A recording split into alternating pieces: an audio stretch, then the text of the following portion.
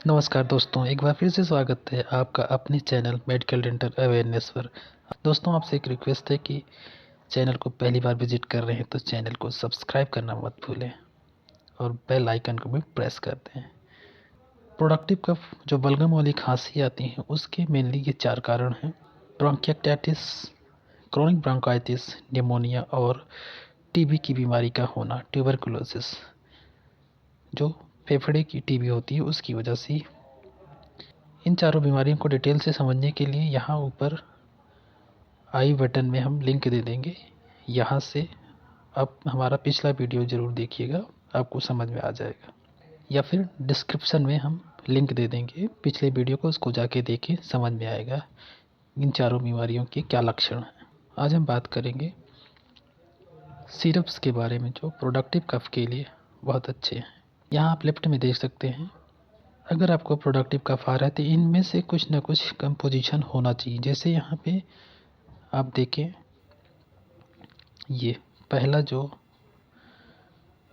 Cough syrup है अस्थालीन expectorant plus, इसमें लेवोसाल्बुटामॉल मिला हुआ है जो कि ब्रोंकोडायलेटर है। गुएफेंसिन जो है, देख सकते हैं आप, ये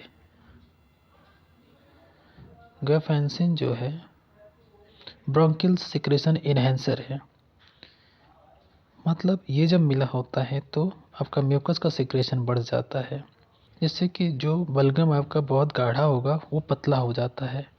पतला हो जाता है तो वो बाहर आसानी से आ जाता है, जिससे कि इन्फेक्शन के चांस कम रहते हैं। एम्ब्रोक्सिल का भी यही काम है, ये और पतला कर देता है उसको, जो स्पुटम बना है, जो बलगम बना है। ये लेफ्ट में जितने सारी दवाइयाँ दी हुई हैं इनमें से कोई ना कोई मिला होगा, वही आपके लिए, आपके प्रोडक्टिव कफ के लिए अच्छा होगा।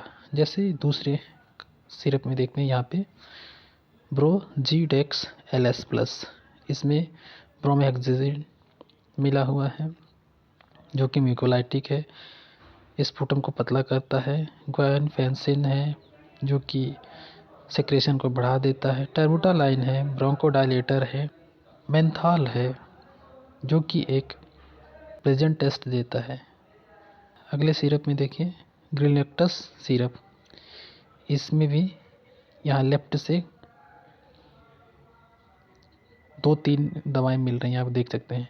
डेक्स्ट्रोमिथॉर्फैन, ये जो होता है एंटीटसिव है, मतलब कफ सेंटर को सप्रेस करता है, जिससे कफ नहीं आता है, खांसी नहीं आती है।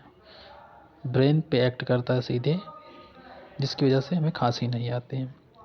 क्लोरोफेनेरामाइन एंटीहिस्टामिन है, एलर्जीज को रोकता है, जिसकी वजह से खांसी रुक जाती है।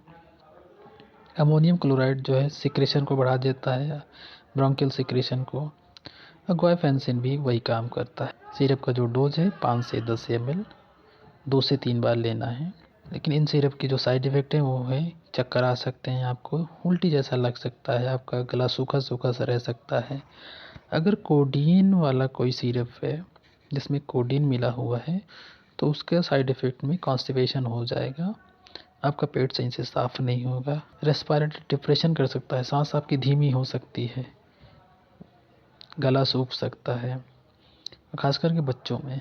इसलिए अगर कोडीन वाला कोई सिरप यूज़ कर रहा है तो बच्चों से दूर रखें, खुद भी ज़्यादा डोज में ना लें।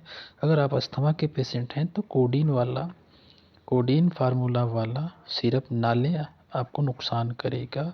आपकी सांस और धीमी हो सकती है, सांस लेने की दर और धीमी हो सकती है, इससे आपको नुकसान हो सकता है। सिरप के अलावा आपको ध्यान देना है कि जिस वजह से आपको खांसी आ रही है, मान लीजिए ट्यूबरकुलोसिस की वजह से खांसी आ रही है, टीबी की बीमारी की वजह से, तो उस बीमारी का इलाज कराएं। नहीं तो सिरप पीने का कोई फ़ायदा नहीं है, आपका खांसी सही नहीं हो सकता। थोड़े टाइम के लिए रुक जाएगा लेकिन हमेशा के लिए नहीं रुकेगा।